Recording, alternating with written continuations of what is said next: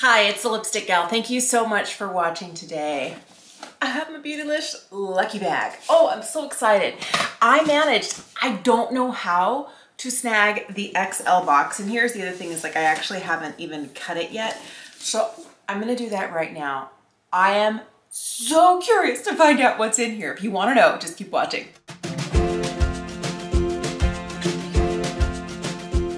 Lucky Bag is a tradition that Beautylish has been doing for years now. I have gotten, I think this is my third XL Lucky Bag. I think this is my third one. And for 3 years previous to that, I've been getting the regular bag. I'd never been able to snag one of the extra large ones, but I am so delighted to get this year. Look how cute the inside is. This box is unwieldy. I'm going to tip out this little collection here of things straight onto my lap.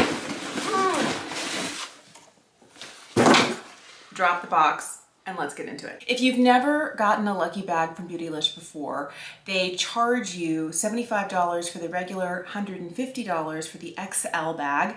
And then if you get the $75 bag, you'll be able to expect at least $150 worth of product. If you spend $150, you should receive at least $300 of product. And it's kind of like rolling the dice. You never know what you're going to get. And they do their best to make sure they're not including complexion products because they wouldn't suit everybody. The other thing that's interesting to know is sometimes they will put together what they call an extra lucky bag, where yes, they'll have at least the minimum amount, but then they'll throw in something extra or a couple of somethings extra. I've never gotten one of the truly lucky bags, but let's see what I got this year. Ever since they released their Good Molecules line, they seem to be including this. I think this is the third or is it the fourth year they've included something from Good Molecules. This happens to be their Glycolic Exfoliating Toner. You're getting 4 fluid ounces. It looks like this. This toner here includes glycolic acid as well as galactomyces yeast ferments. And fermented yeast is something that a lot of, and it started out I think in Japan, but Asian products use a lot of to kind of dupe the SK2 like hydrating toner. But this is so affordable. It also, of course, has that glycolic acid, which is going to help to exfoliate your skin.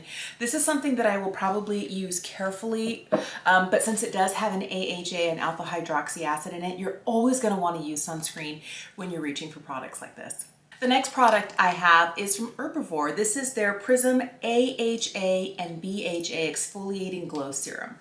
I don't know anything about this. I've never tried anything from Herbivore before, but it has lactic, glycolic, and malic acids along with willow bark to help exfoliate skin to reveal smooth, bright, and glowing skin. That sounds great.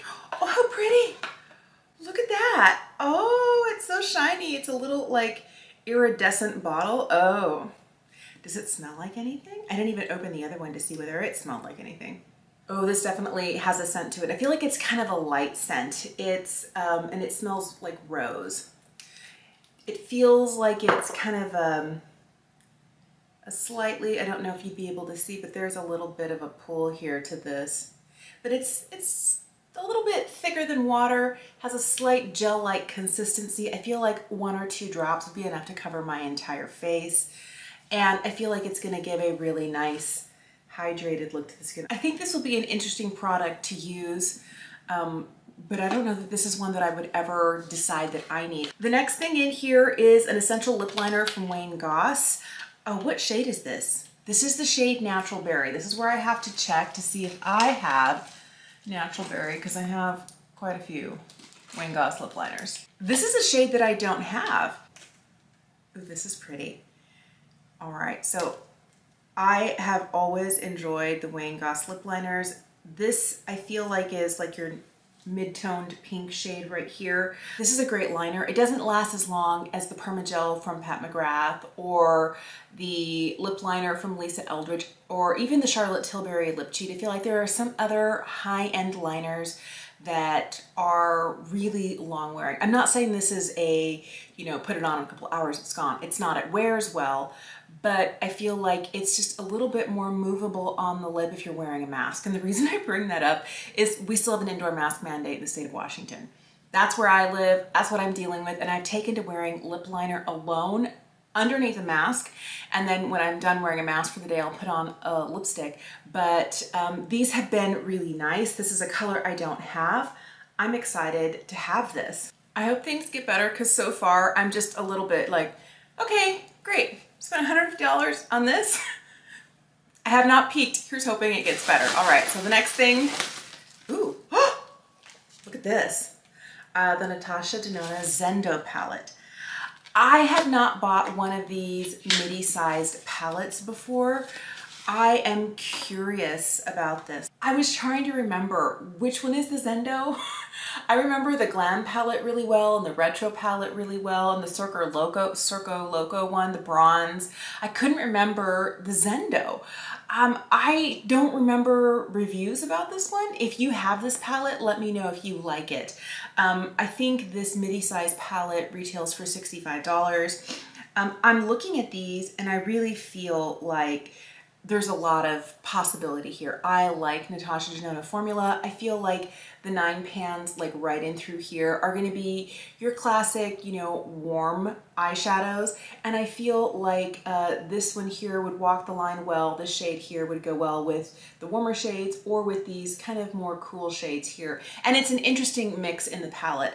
I normally wouldn't, you know, be gravitated toward a palette like this. Just because I wouldn't have chosen it on my own doesn't mean it may not be gorgeous. I'll have to do a get ready with me trying these things, and I would love to know if you have this. Do you love it? Or is it kind of just like a, it's all right. It's a very relaxed day for me. So I'm wearing my super comfy clothes. All right, the next thing in here is from Surratt Beauty. I have not always had the best of luck from Surratt Beauty. This is their Artistique blush. Now, I will tell you, I have been curious about these blushes, and this is a really, really light shade. This is the shade Duchesse. Look at that.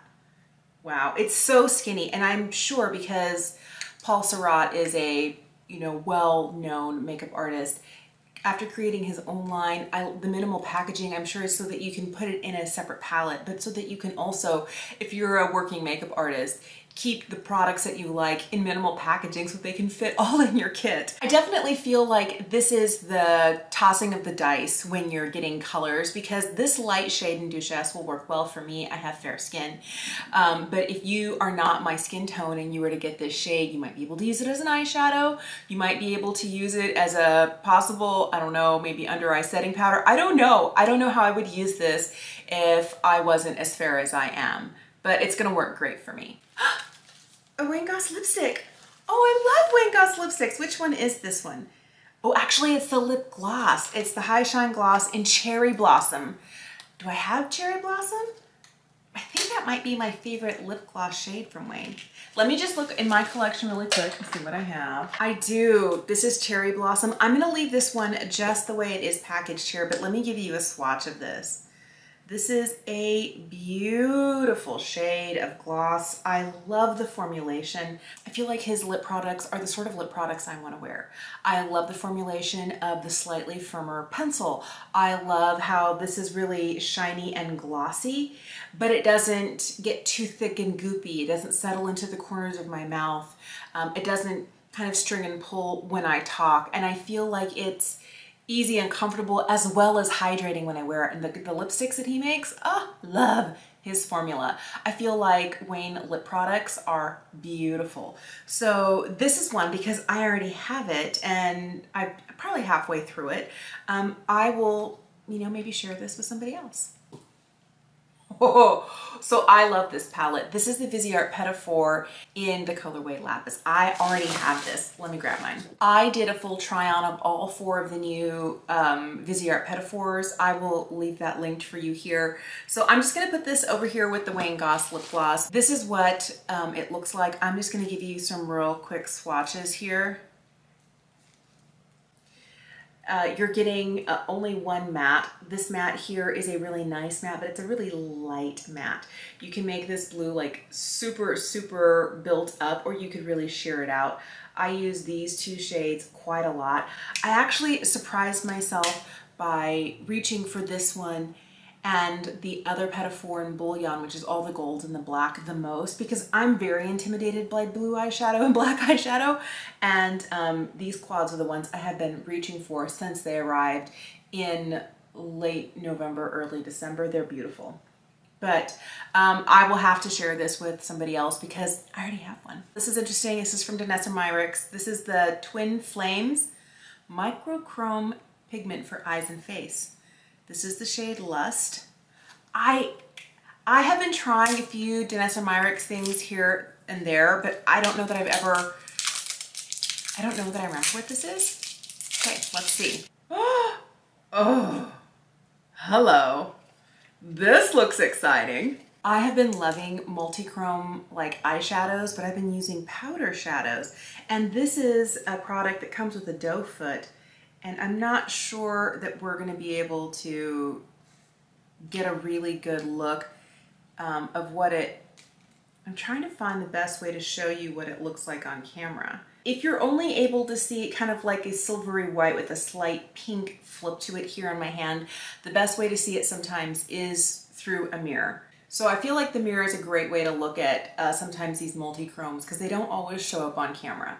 And this is kind of like the greeny yellow I was seeing, and then it goes really intense, kind of pinky peach. And then here on screen, it's very unassuming. This is a really interesting product. I didn't blend it out initially. I feel like the fact that I can still blend it out here gives me a little bit of playtime. This would be one of those, if you were going for a really intense highlight, this might be interesting because the way that it's going to end up looking on the skin, you can see how it's a little bit pink there, a little bit green, and depending on the way the light hits it, it'd be a really intense look, something you're really going for, but I feel like this is interesting. I probably will use it mostly on the eyes, but I really like this. I think we're down to the last thing in here. And this is a set of Units brushes. I don't know a lot about Units. I know that I'm super excited about these. I'm going to do a little, okay, look at this. Let's take them all out of their plastic packaging because they're going to, ooh, oh my goodness, they're wickedly soft. Okay, give me a minute to take all the crinkly paper off and we'll talk about these. I had to do a little bit of research because I don't know anything at all about Units brushes. So what it says about this is the Orange Series Face Set. It's worth $91, and they're 6 cruelty-free vegan brushes for a flawless face makeup application.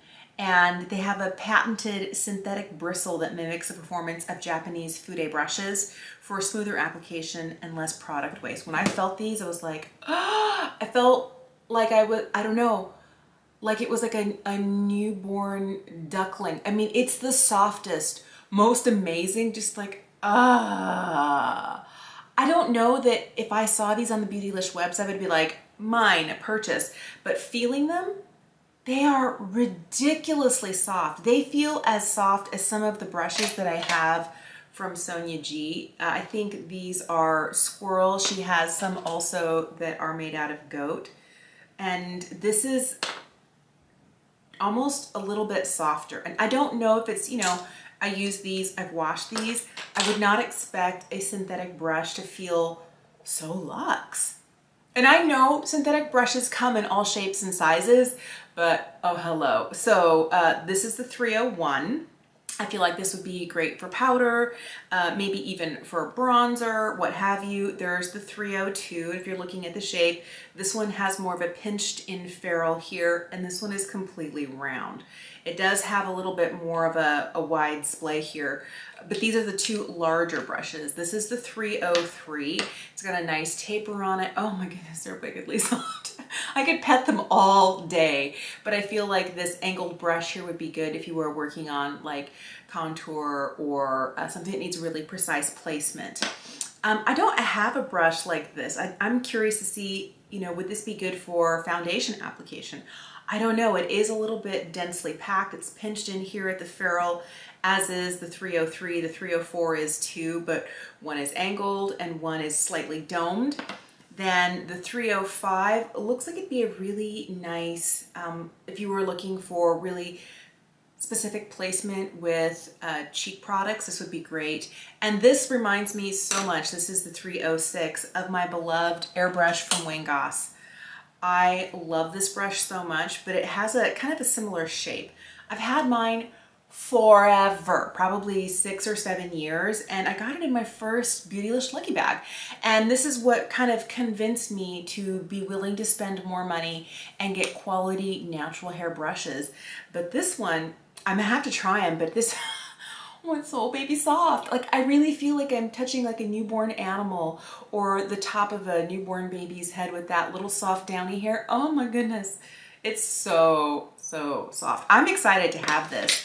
I always love brushes, and I was hoping for a Sonia G brush or a Wayne Goss brush like I've had in the past, but oh, this is nice. A whole set? Yes, thank you.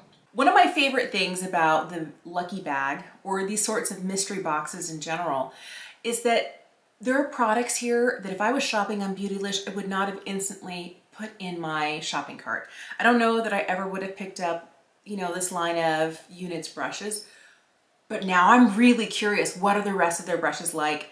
This feels so soft. I have been curious about Danessa Myricks, but I don't know that I would have picked this product up.